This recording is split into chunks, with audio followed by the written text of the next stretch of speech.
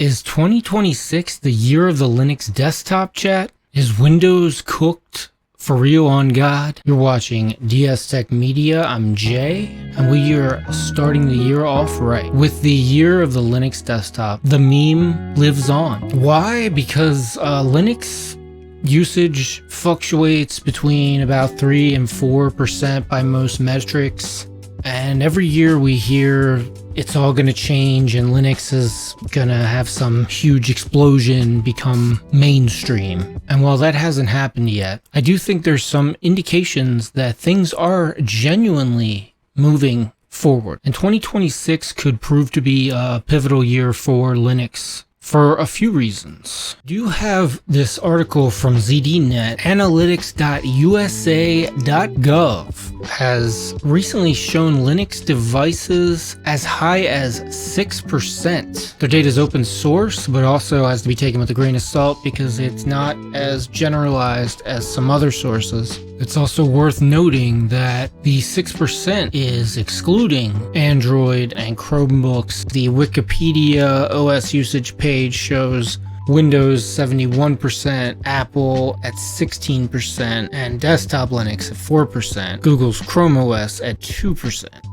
Pornhub Insights data shows Linux at 1.7%, but this is actually the 2015 data. For 2025, Linux is at 6.3%, up 22.4% since 2024. So that 6% is backed up by the top porn site in the US and the US government. Both are extremely reliable sources of data. And I'm only half kidding because when it comes to Linux, Pornhub is probably the most cited source of data. And speaking of governments in Europe are pushing Linux to get away from dependence on the US tech industry. So we've got Germany's Schleswig-Holstein state government to ban Microsoft programs at work. And that's following Denmark dropping Microsoft Office and Windows for LibreOffice and Linux. A combination of security, economic, political, and societal imperatives driving the EU's digital sovereignty moves. And also, ZDNet, we have this city dumping Microsoft Office and Windows for only Office and Linux. Lyon, France, third largest city and a leading economic hub, sweeping Microsoft Windows and Office Suite away to replace them with Linux-only Office, Nextcloud, and PostgreSQL. And Windows games compatibility on Linux at an all-time high. This is coming from boilingsteam.com. The data is from ProtonDB. 90% of Windows games are now running on Linux. The vast majority are Platinum certified, and this is in no small part thanks to Steam and Proton.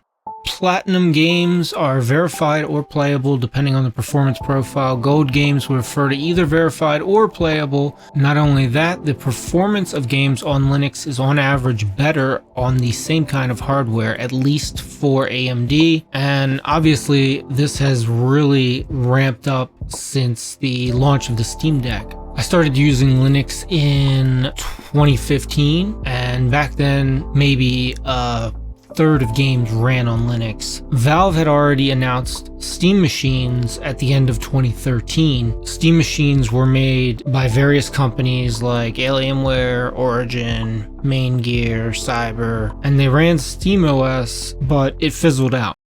For 2026, Steam's reviving the concept. Unlike the first iteration, the new Steam machine will be produced by Valve directly. Also in early 2026, Valve is set to launch the Steam Frame headset. The entire Valve catalog will be powered by Arch Linux-based SteamOS 3. And this is a big deal. I'm hopeful to see this work out. And anecdotally, I've seen a lot of people in comments on Twitter and in live chats who have recently switched to Linux, and just as many people expressing a desire to switch. and they often mention Windows 11 or specifically Copilot. This past October, Windows 10 reached the end of life, and not to mention you have the extreme prices of RAM impacting people who may want to upgrade or build new computers. And there's 3 newer distros I've been seeing a lot of mentions of: Bazzite, Zorin, and CachyOS. Bazzite's Twitter announced they surpassed 1 and then later 2 petabytes of downloads. It's not even including the torrent downloads, with 1.5 specifically by Windows users. They also showed a 125% increase in users installing Bazzite within a 30-day period. Bazzite is a gaming-focused distro based on Fedora's Silverblue, which uses immutable image-based updates where the entire OS is swapped out and your previous image is retained as a backup, just like Chrome OS. It also features support for secure boot, signed container images with automatic TPM unlocking for modern systems, and Decky Loader plugins for Valve Steam Deck.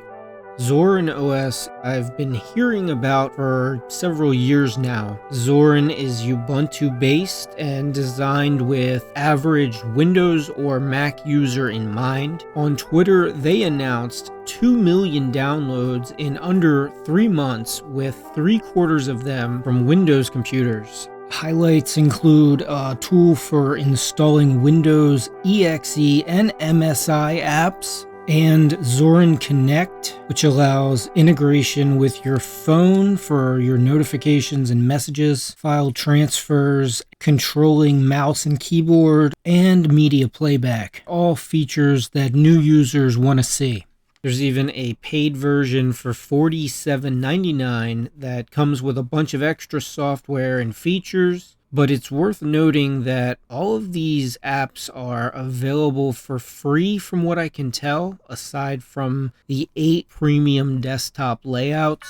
And finally, there's CachyOS, which a few months ago I noticed a lot of people on Twitter raving about it. It's based on Arch, but it comes with a live KDE desktop and a straightforward graphical installation wizard with more options than any distro I can think of. You can pick from 6 file systems, including XFS, ZFS, and BetterFS.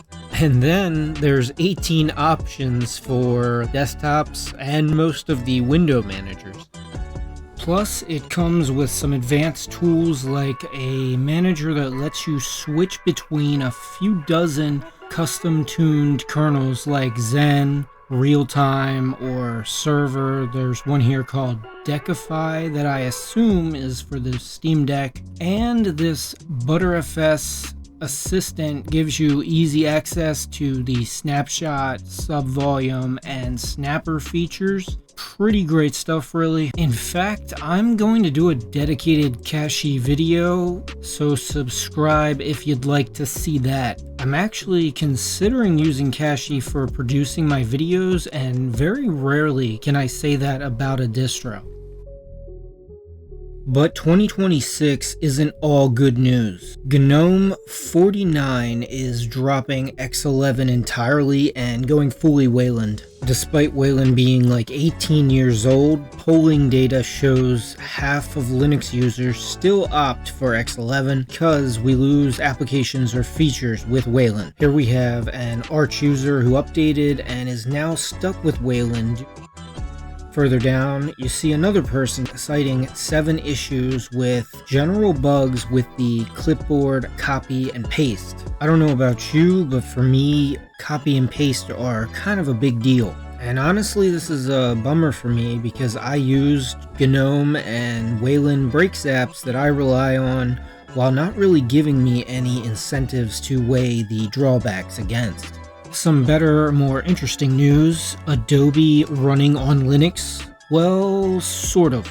A developer now has Adobe's Creative Cloud installers working on Linux via Wine. The Creative Cloud installation is apparently what prevents this from working, and he's submitted pull requests to the Valve Software Wine GitHub repository, but this isn't currently available in any mainstream packages. However, this is good news because he managed to get Photoshop 2021 and 2023 running along with other Creative Cloud products. Alternatively, I recently discovered WinApps. It's another way to run Windows apps on Linux, and it claims to integrate them into GNOME, KDE, and XFCE as if they were native. The underlying mechanism is containers, and it works with Docker, Podman, or libvirt.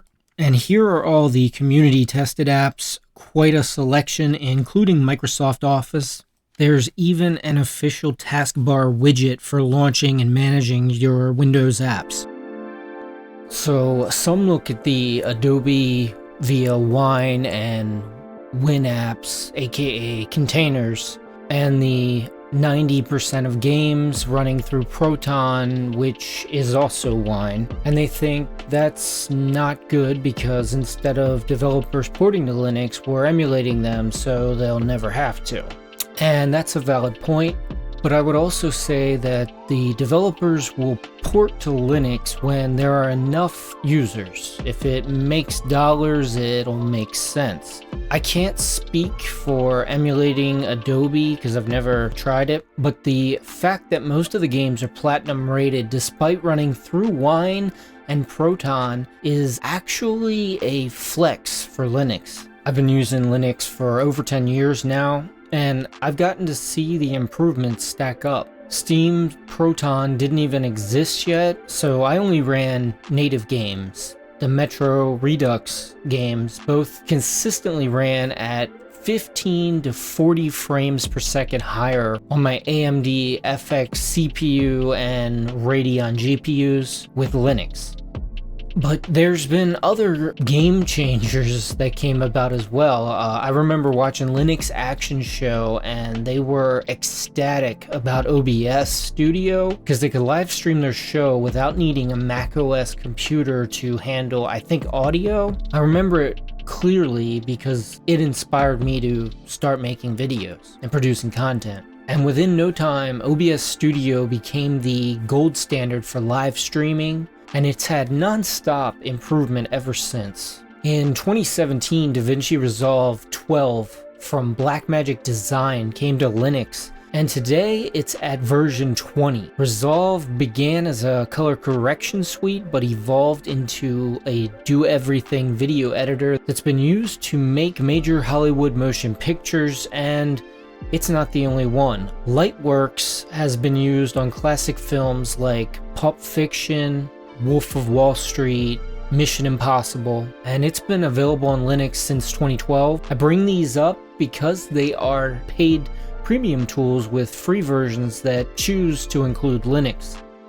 And there's lots of premium tools that the Linux community doesn't really talk about because they're not open source. But there's plenty of people who see things differently once you pay for them. But the bottom line, Linux just keeps getting better. Let me know if you're new to Linux or if you found this video and you're planning to switch to Linux. Just leave a comment below. If you thought it was decent, help me out, leave a like and hit that subscribe button. And I thank you for watching. And until next time, I will see you in the next one.